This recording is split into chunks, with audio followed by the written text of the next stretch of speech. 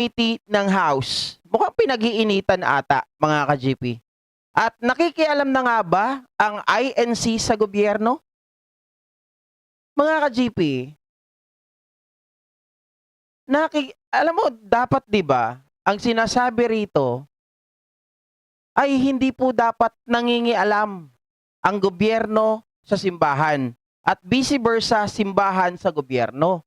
Pero bakit ngayon ang INC, dahil nga lumabas ang INC doon sa mga pahayag ni Garma na inamin naman ni Digong, 'di ba? Nakalaunan ay idinenay niya na naman na hindi po siya nagpapahanap ng INC. Pero may video tayo na sinasabi niya, pinahanap niya talaga ay isang INC member para magsagawa noong nung kanilang plano. 'Di ba? Tapos ngayon, mga kababayan, mga ka-GP Natics, sorry po, bago ko simulan, baka mamaya makatapak ako ng mga INC member dito. Ang nanay ko, INC member, ako ay dating INC member, lahat ng kapamilya ko, INC member. Kaya lang, parang hindi na maganda ang nangyayari. Bakit ko nasabi, mga kababayan? Pakinggan niyo po ito. Totoo ba ang bali-balita na kapag ka meron pong Quadcom hearing, ay nasa pali-paligid ang dating senador na si Senador Sani Trillanes? Hindi lang nasa paligid dyan. Oh. Nasa mismong kwarto nung nung chairman ng mga komite. Andun mismo. Si Senador. Oo. Ganun ba? At Akala ko pa naman nasa pali-paligid lang. Parang andun mismo. sisilip-silip. Nandun mismo. Hindi naman may kakaila dyan. Una, may CCTV, ha? May CCTV ba? sa kamera eh. Pangalawa, Ako nagtatanong lang ako. Ikaw pala eh. may CCTV sa kamera. At paglabas mo ng house, may mga CCTV sa paligid ng makikita. Ang alam ko, nag-file ito ng Certificate of Candidacy bilang mayor ng Caloocan. Makakalaban yung Along Malapitan. Ano lang pala yan, Jen? Batay dun sa impormasyon na nakarating sa akin, smoke screen lang pala yung pagtakbo niya dyan. Sa Caloocan? Oo. So hindi sa seryoso talaga na? Para hindi siya masyadong mapaghinalaan. Ito ang tanong na lang nila siguro. May ebidensya ka ba na si Trillanes ay nandun talaga sa hearing kapag nag-hearing yung Quadcom? Ako ngayon natatanong ako eh. Kung Meron? Wala akong alam eh. Ang sagot, meron po. Meron kang... Okay. Stop muna natin doon. Again, hindi ko po binabanatan ang kabuuan ng iglesia. Okay? Wala po akong binabanatan na iglesia dito. Ang gusto ko lang mangyari, ang Net25, alam naman natin na kung sino ang may-ari niyan. Tama? Kaya lang, mga kababayan, unang tanong, si Trillanes ba, halimbawa, ay nakikita nyo na pumupunta doon sa House of Representatives? May problema ba doon? Wala pong problema doon, mga kababayan. Kasi ang lahat naman ng tao, di ba? Lahat ng tao, ibaling na lang natin sa Senado. Di ba? Yung mga kaalyado ni Digong, hindi rin naman yun pinapatawag pero nagpupunta. It might be or maybe sila ay inimbita kasama ni Digong. Etong si Trillanes, mga ka-GP Natics, okay lang din naman kahit sinong tao na magpunta doon sa hearing ng Quadcom. Ang inyong abang lingkod. Kung hindi lang ako tinatamad, kung meron lang akong motor na hindi nagpapalya, lagi tayong nandun. Kaya lang, mas gusto ko yung nasa bahay. Diba? Kasi tayo makakapag-usap ng matino. Pag nandun, wala. Bawal maingay. Hindi tayo makakapag ganito. Ngayon, mga ka-GP Natics, ano naman ang pakialam ng kung bakit kailangan yung sabihin na ay, smoke screen lang pala yung yung pagtakbo niya bilang isang alkalde ng Caloocan. Tapos sasabihin nila, meron kaming ebidensya. Anong problema nyo kung meron? Anong problema nyo kung nagpupunta doon itong si Trillanes? Unang-una, si Trillanes naman talaga ang isa sa mga nagsampa ng kaso o tumutulong sa ICC. Normal lang po, mga ka-JP Natics, na itong si Trillanes, kung umattend siya doon o pumunta siya doon sa Quadcom, wala pong problema yun. Diba? Oo. Mga ka-JP, walang problema yun. Meron. Oo. Meron. Yan, pasabog mo yan. Kami baka mahimatayin kami ni Kuya Benny dyan, ha? Hindi namin muna ilalabas. Mas maganda, umamin na muna sila. Nito, Jen. Oh. Sino ba ang bumuo at mayroong ipinail na kaso sa International Criminal Court? Yung grupo ni Senator Llanes. Oh, sino may mga dokumento noon at nakakaalam kung ano mga dapat na i-corroborate dun sa mga nandoon? Yes po. Yan nga sinasabi ko kanina. That is their opinion, right? So, hindi ko tinitira ang INC. Mga kababayan. Kaya nga, question mark eh. Diba? Hindi ko tinitira. Kaya lang nagtataka ako, bakit parang yung kanilang pagkukomento hinggil sa bagay na ito, ang pinagtataka ko lang, parang one-sided. Is there anything wrong na pumunta si Trillanes doon sa Quadcom or umattend siya? O makipag-usap? Wala akong nakikitang mali doon. Kahit pumunta pa yan sa opisina, nag-usap sila doon, wala pong problema yon. Ang dating kasi sa akin, binibigyan nila ng mali siya. Yun ang dating sa akin. Pero hindi ko po alam sa inyo kung ano ang dating sa inyo. Kasi masyado nilang ang ginagawa nila dito, parang, ang tawag doon, gaslighting ang ginagawa nila. Mapatibay yung reklamo niya. Kaya nga sabi ko noon pa, ito hindi ko pa alam yung kay Trillanes, ha? Oh. Kasi pinag-kumpara ko eh. Yung pong ipinail sa ICC Oo. at yung mga statement na lumilitaw ngayon, sabi ko hindi na bago. Oo. Nabasa ko na yan doon sa ipinail nila sa ICC. Oho. Binibigyan lang nila ng mga tao na nagsasalita. Ayun. Kasi nga, ang sabi ng DOJ, hindi kami magbibigay ng mga papeles sa inyo, ICC, sa mga reklamo na yan. Hindi kami makikipag-cooperate. Yes. Pero kung lumitaw sa Quadcom hearing, so pwede na nilang i-extract? Ganun ba ang play? Eh, ando na. Pwede mo nang i-extract. Kaya pala ang statement kayon, maging sa Senado, Hindi sila magbibigay. hindi kami magbibigay ng anumang dokumento. Pwede naman kunin. Pero walang pumipigil sa inyo Bakit naman hindi, di ba? sapagkat public documents yan Oo. na kunin yung anumang nangyari sa pagdinig ng Senado at saka ng Quadcom. Eto pa, ang katunayan, Jen. Ha? Eto, ang katunayan. Disgrasya tayo nito. Eto pa, ha? Okay. Former Senator Antonio Sani Trillanes Deport on Wednesday, today yan, ha? Okay. Said the transcript of the Monday Senate hearing on the former administration's drug war has been sent to the International Criminal Court. Ano sabi niya? The transcript Ang transcript of the Monday Senate na ang hearing pagdinig noong Lunes sa Senado on ay the former administration's drug war. Yes, totoo po yan. Yung dalawa na ito, no? Kayo naman, alam nyo naman kung sino itong mga to. Makamarkuleta, di ba?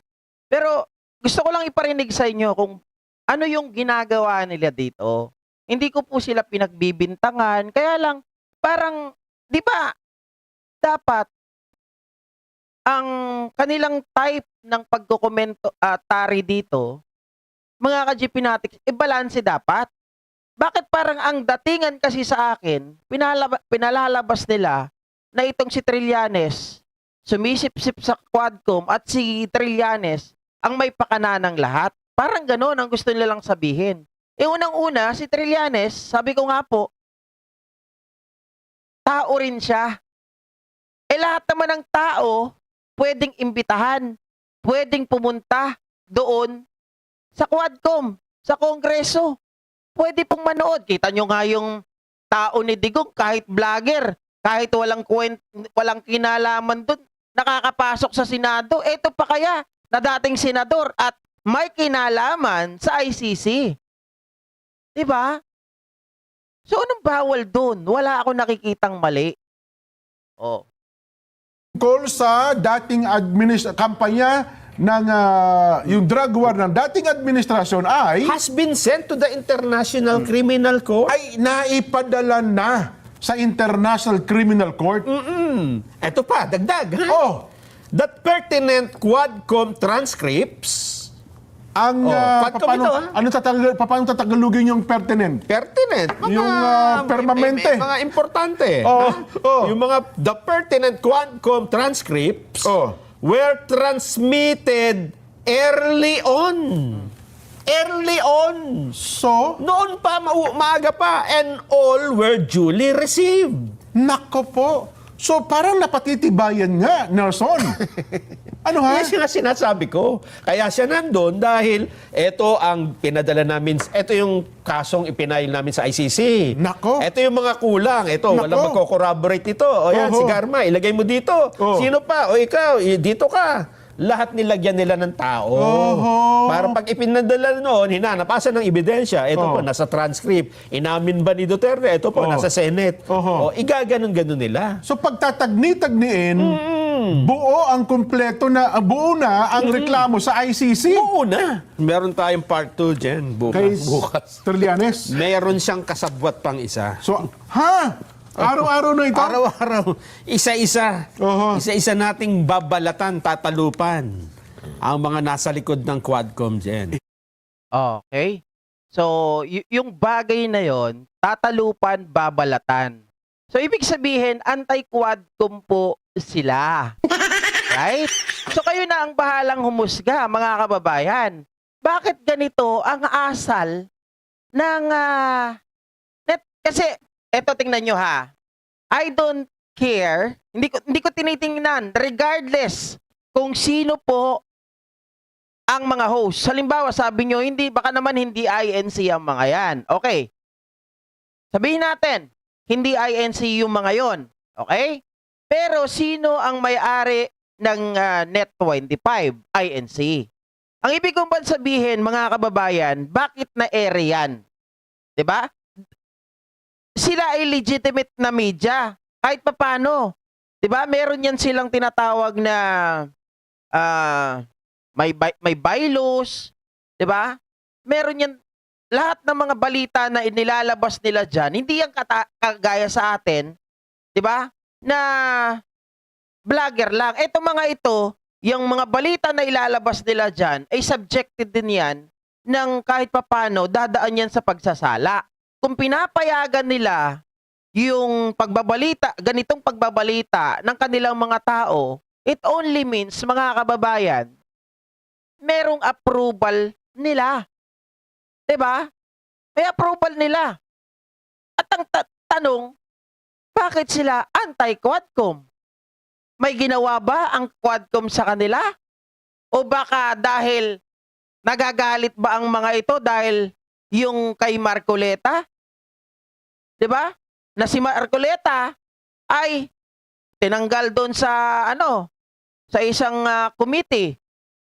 'Di ba? Tapos ano pang ginawa kay Marcoleta, mga kababayan? Kasi ang nakikita ko dito, parang ginagamit yung mga host na to attack the Quadcom eh. Eh alam naman natin kung sino yung mga umaatake sa Quadcom. They are pro-Dutertes. Kung sino yung umaatake sa Quadcom, they are DDS. 'Di ba? Kung sino ang umaatake sa Quadcom, yan ay yung mga pro-criminal. Oh. So anti-Quadcom sila, ibig sabihin kinakampihan nila yung mga kriminal? Ganun ba 'yon? Nakikita natin, mga kababayan. Ha? So sa mga INC dyan, hindi ko kayo kinakalaban. Ang tinatanong ko lang talaga dito, Nagtataka lang ako. 'Di ba? Nagtataka lang ako. Bakit kayo anti-Quadcom? Did the Quadcom do anything wrong sa inyo? Or did the Quadcom does anything wrong sa inyo? May ginawa bang mali ang Quadcom sa inyo? Di ba, ang Quadcom, in favor po sila dun sa mga victims. Gusto nilang malaman, lalo yung sa Pogo, di ba? Yung sa EJK, gusto nilang maimbestigahan para malaman nila ang katotohanan. Bakit kayo anti-Quadcom? Ang mga anti-Quadcom kasi, sila yung mga taong nakikinabang sa Pogo, nakikinabang sa saan pa, mga kababayan, kung saan-saan pa. Ang tanong ko nga Net25, pagmamayari ng INC, kung kayo ay pinayagan, isa ba kayo sa beneficiary ng Pogo? Isa ba kayo sa beneficiary ng EJK? Tanong ko lang. Wala po akong ibang intensyon. Ako po ay nagtatanong. 'Di ba? Oh. Nakakapagtaka lang. Nakakapagtaka.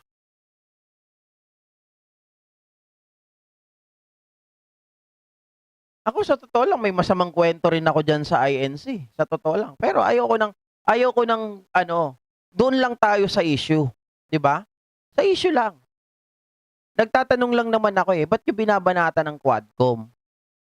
At ngayon, kung titingnan natin, oo, tanong ko kanina, di ba meron tayong tinatawag na paghihiwalay ng simbahan at estado?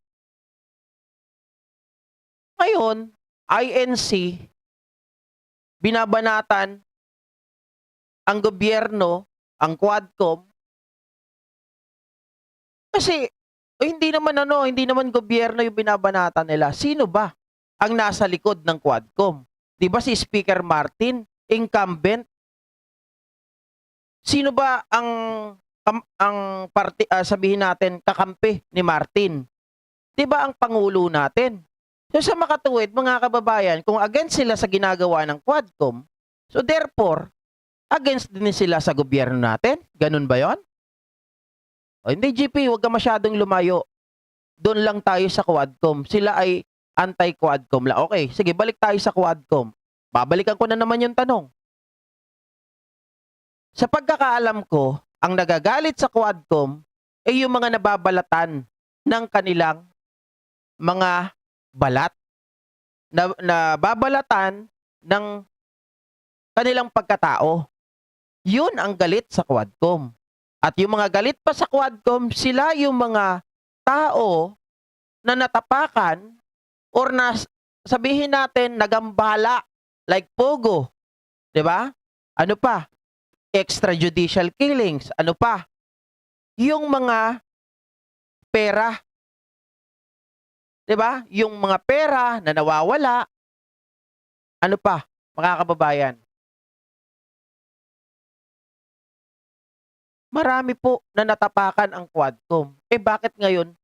Imbes na kampihan nila ang Quadcom dahil ito ay pro-Pilipino, pro-life ang ginagawa ng Quadcom, bakit parang baliktad ang ginagawa na pagkokomentaryo ng Net25? Ang ibig bang sabihin nito, kayo ay tinamaan? Kayo ba ay nabalatan? O kaya kayo ay hindi na ngayon nakakatanggap ng benefits galing dun sa mga tao na ngayon ay napasara ng Quadcom like Pogo? Diba? Nag-aas lang ako ng question Wala akong masamang intensyon. Kasi lahat tayo dito, we wanted to know the truth. Bakit ganon ang datingan? Kala ko ba ang INC pro in favor of life? Eh kung kinakalaban nyo ang Quadcom, you are not favor of life. So gusto nyo yung kill? Gusto nyo yung patay? Gusto nyo yung yung sugal, pogo? Right? Sabi, ang turo ng INC, nung ako po ay member kahit hindi INC, bawal ang magsugal. 'Di ba? Kahit hindi INC, bawal ang magsugal. Ano pa, mga kababayan, bawal tayong kumitil ang buhay. O, aral yan sa kanila. Pero, yung mga nagtatanggol dun sa mga biktima, nagtatanggol yung mga, kumbaga, nagpatigil sa masamang gawain like Dipogo, eh, kinakalaban ng Net25. Kasi sabihin natin, walang pakialam ang iglesia dyan. Mga kababayan, kung walang pakialam ang iglesia, o sabihin natin na walang basbas ang iglesia, they should stop. Di ba, alam naman nila, naalala nyo yung kay Kibuloy, tama, sa SMNI. Yung sinasabi na walang pakialaman ang namumuno doon sa sinasabi ng mga host. Ang ano pa nga nila, na yung statement na binigay ng host ay hindi yan nangangahulugan na kami ganun din ang sinasabi. Oh, hindi pala kayo parehas ng sinasabi. Pagkaiba pala kayo ng stand. 'Di ba? Sabi nila, the stand of the host, that does not mean na ganun din ang stand namin. Baka gamitin nyo rin yan. 'Di ba? Pero, kung hindi talaga yan, nagre-reflect kasi. Nagre-reflect yan dun sa kinabibilangan mo, dun sa namumuno. Pinayagan kayo na ilabas yung statement na yan at ang dating sa akin, 'di ba? Tinitira nyo ang Quadcom. Babalikan ko na naman, uulitin ko. Ang Quadcom, sila ay binubukalkal nila ang baho, pinapatigil nila ang problema sa sugal, pogo, dahil meron din nangyayari dyan ng patayan, 'di ba? Oh, torture. So kung kinakalaban nyo ang Quadcom, so kayo ay pabor na patayin ang tao? Kayo ay pabor sa sugal? Ay parang iba ata, nalilihis ata. Sasabihin na naman, hindi, walang kinalaman ng iglesia dyan. Mga ka-GP, station nila yan. Diba? Diyan yung tinatawag natin, balik na naman tayo sa konstitusyon o balik na naman tayo sa batas ng mga pulis na tinatawag na command responsibility. Diba? Oh, sino ba ang namumuno dyan? Bakit yung pinayagan yan? Maliwanag mo na maliwanag eh. Oh. Ayun nga, Argo. Kung sila ay pro Duterte, ibig sabihin, pro sila na kumitil. Oh. Kung aaminin natin na pro Duterte ang INC, isipin ninyo, ang kanilang aral, bawal pumatay. Kahit hindi INC, bawal ang pumatay. Oh. 'Di ba? Bawal magsugal. Ano pa yung mga bawal dyan? Bawal magmura. Oh. Parang, ang dating sa akin ngayon, kinakalaban na ba ng INC ang kapwa INC? Kasi magkaiba na ng aral eh. Ang alam ko sa INC, bawal pumatay, bawal magmura, o bawal ang sugal, bawal ang babae, 'di ba? Bawal makiapid sa iba. Wala pa naman akong ibibigay na example ng pakikiapid, pero yun yung mga bawal sa kanila. 'Di ba? Oh. Yung kay Digong pumapatay, nagmumura. Mga kababayan, siya ay pabor sa sugal. Sa akin, hindi naman lahat ng sugal ay masama. Kung ito ay binigyan ng legality, okay sa akin yan. Kaya lang, Depende sa implementasyon. Pero kaya nga natin pinasara ng gobyernong ito ang Pogo dahil may nangyayari na patayan. May nangyayari din na nagkukos ito. Nakita nyo naman kung anong datingan yan sa atin. 'Di ba? Sa atin lang na ginagawang text scam ang Pogo. So parang taliwas 'yun sa aral ng INC. 'Di ba? Wag po kayong magalit sa akin mga member ng INC ha. Kasi hindi ko kayo kinakalaban, bagkus ako po ay nagtatanong. 'Di ba? Very very hindi makitid ang utak ko. 'Di ba? Oh. Oh. Argo, pag may kilala kang INC member na nagsusugal at umiinom, ang pag-inom walang problema yan kung nasa loob ka lang ng bahay. Pero pag ikaw, INC member ka, palainom ka dyan sa kalsada, kung sino-sino kainuman mo, nagwawala ka pa, yun ang bawal. Pero yung pag-iinom walang problema yan kung nandun ka lang sa loob ng bahay mo. Pero yung pagsusugal, di ba? Bawal na bawal yan. Ang kinakalaban ng Quadcom, yung mga sugalero yung gumagawa ng krimen. Bakit kinakalaban nila ang Quadcom? Gusto raw nilang hubaran. Tinitira si Trillanes, pupunta sa Quadcom. Anong problema? Diba? Mga kababayan, tanong ko lang yon.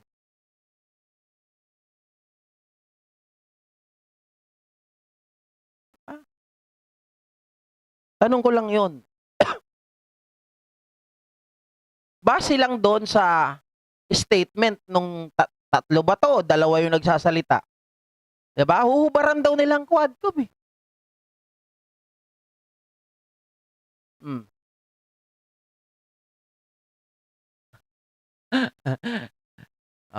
'Di ba? Mga ka-GP Natics, siguro naman, so hindi, binayaran ka ng Quadcom. Putya. Bakit naman ako babayaran ng Quadcom? Wala na bang ibang sasabihin? Binayaran ng Quadcom, mga kababayan. Kumita na nga ako sa YouTube eh.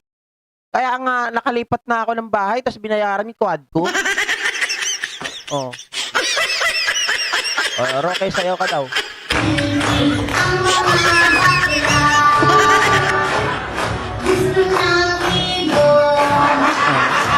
Ibong lumilipad, ang saya po nila. Ang mga bakla gusto ng ibon. Ibong lumilipad, ang saya po nila. Huwag ka nang malungkot. Sabi ni Lovey Dobby, hindi porket sinabi yan ng dalawang host, ganun na rin ang pamamahala. Ganun nga po yung sinasabi ko noon mga kababayan Yan yung palusot nila Eric Celis at ni Lorraine Badoy dun sa SMNI. Nasabi nila, hindi porket sinabi ng host, yan na rin yung stand namin. Hindi ibig sabihin na sinabi ng host, yan ay utos ng pamamahala. Diba? Ganito yan mga kababayan. Pag kayo po pinayagan nyo na mag-ere ang mga host nyo ng ganyan, ibig sabihin, irresponsible ka. Kung hindi yan ang galing sa inyo, very irresponsible ka na namumuno. Bakit? Di dapat pinigilan mo yan. Kasi anong iisipin ng tao? Sa INC yan. Tapos pinayagan nila ito na kalabanin ng Quadcom. Alam naman natin ang Quadcom, sila ay pro-life, in favor of life. Diba? Sugal ang mga ito. So, kontra na yan doon sa tinatawag nating aral. Diba? Kontra na yan sa tinatawag nating aral. Ngayon, papayagan mo yung mga maglalabas dyan sa network mo ng ganong pahayag? Siyempre, dapat hindi ka papayag. I-sanction mo itong mga to. Or, kung naipalabas na nila yan, pwede mo naman ipabura. Burahin nyo yan. Hindi yan ang ano natin, kasi kontra yan sa aral natin. Hindi po ako labi-dabi Iba ho ang INC. Maari pong hindi pa yan napapanood ng Maari, pero imposible naman na ang pamahalaan o pamamahala ng INC hindi nila namomonitor yung kanilang sariling programa. 'Di ba? Oh. Antayin po natin. Antayin po natin yung gagawin nilang aksyon. Pero kung ito ay magpapaulit-ulit na panay ang banat nila sa Quadcom, INC, sorry kayo sa akin. 'Di ba? Kahit ang nanay ko, yari talaga. Hindi, Labi-Dobi, naiintindihan ko po kayo. Kasi ako nga, sabi ko nga sa inyo INC ako dati. Ang buong pamilya ko, puro INC. Nanay ko, lolo ko, mga tsahing ko, tsuhing ko, lahat kami INC. Ako lang ang medyo nagkaroon ng problema. Bakit ako nagkaroon ng problema? Mas pinili ko kasi po yung gift sa akin ng nasa taas. 'Di ba? Kasi ang INC, ayaw po nila ng mga larawan. Tama? Mga larawan. Pero naniniwala sila sa salitang kulam. Manggagaway, sabi nilang ganon. Kaya lang, yung mga gamit ko kasi noon, may mga larawan talaga. 'Di ba? Alam nyo naman yung mga sa albularyo, yung mga gamit-gamit nila, mga anting-anting. Yun ang naging problema namin. Kaya nung pinapili ako, sabi ko, binigay sa akin to. Alangan naman tatanggihan ko. 'Di ba? Papayagan ko na lang ba yung pamilya ko na mapahamak? Kagaya na nangyari sa kuya ko, na pag nandoon sa manggagamot, nakakakita. Paglabas ng bahay ng manggagamot, bulag na naman. Pinakita namin sa doktor. Ang doktor, sabi nila walang problema. Paano walang problema? Hindi nga nakakakita. 'Di ba? Isipin niyo yung bagay na 'yon. Sige, sa mga hindi naniniwala diyan. Yung utol ko, bago namatay 'yon, ang kwento, bulag siya. Pinatingin namin sa lahat ng mga magagaling na doktor, PGH, kung saan San Lazaro. Walang paningin. Hindi nakakakita. Pero sila, sa pag-aaral nila, kati-test nila, wala naman kami nakikitang problema dito sa mata ng kapatid nyo. Oo nga. Pero hindi nakakakita. Paano walang problema? Walang sakit, walang ano. Pero, magtataka ka. Pagdating sa manggagamot, nakakakita. Paglalabas na dun sa manggagamot, after 1 hour, bulag na naman.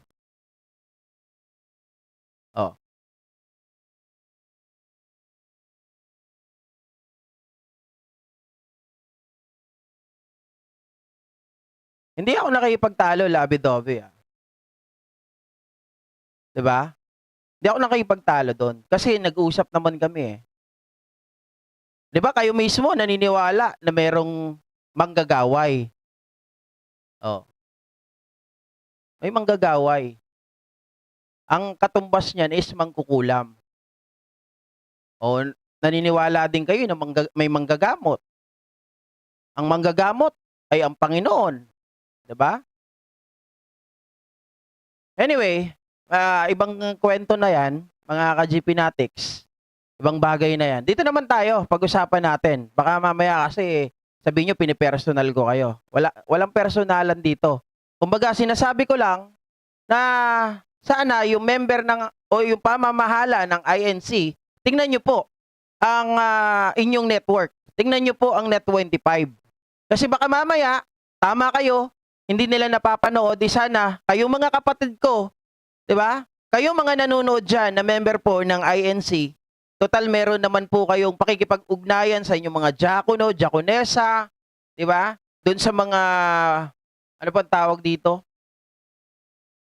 Yung mga pumupunta doon sa inyo, sa lugar ninyo kapag kayo ay dinadalaw. Pwede naman po siguro kayong makipag-usap sa kanila just to relay the message. Diba? I-relay nyo yung message kung hindi nakikita ng pamamahala na mali ata ito. Baka hindi, alam po ba ninyo ito, yung nangyayari? Kasi kinakalaban nila ang Quadcom. Nasabi ng host na pinapanood ko, ang kumakalaban sa Quadcom. Yan sila yung mga tinamaan na nawalan ng benepisyo. 'Di ba? Sila yung mga sugarol. Sila yung mga anti-life. Oh. Kayo po, bilang isang member ng isang iglesia ni Cristo, kayo na po ang magpaabot na sana yung pamamahala, kung hindi man nila napapanood, ipaabot nyo po sa kanila para malaman, ito ba ay with your consent? Diba? With your authority? Did you authorize itong mga taong ito? Diba? Ako po, wala po akong judgment. Kaya sabi ko kanina, base lang naman doon sa ginawa ni Kibuloy at nila Eric Celis, ganun din ang itong si Badoy. Na sinasabi nila, ang stand ng mga host ay hindi stand namin. Pero pinayagan nyo sila. Napapanood nyo naman sila pero hindi nyo pinigilan. 'Di ba? So ngayon, sa INC naman, pumupunta yung ganong sitwasyon. Kaya nga po sabi ko, baka hindi nga talaga napapanood, so kayo na lang po ang bahala na magparating sa mga kapatid natin at sa pamamahala ng INC. Diba? Kasi nga rin po ako nagtaka rin kay Marcoleta. Pero sabi ni nanay sabi ng nanay, at sabi ng mga diakono, diakonesa, tapos yung ministro na pinsan ko is ministro. Sabi niyang ganon, ang alam ko, si Marcoleta, hindi naman yan, hindi yan ibinoto ng iglesia. Hindi ko alam kung totoo.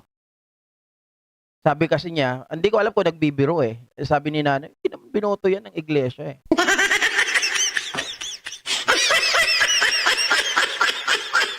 Aha.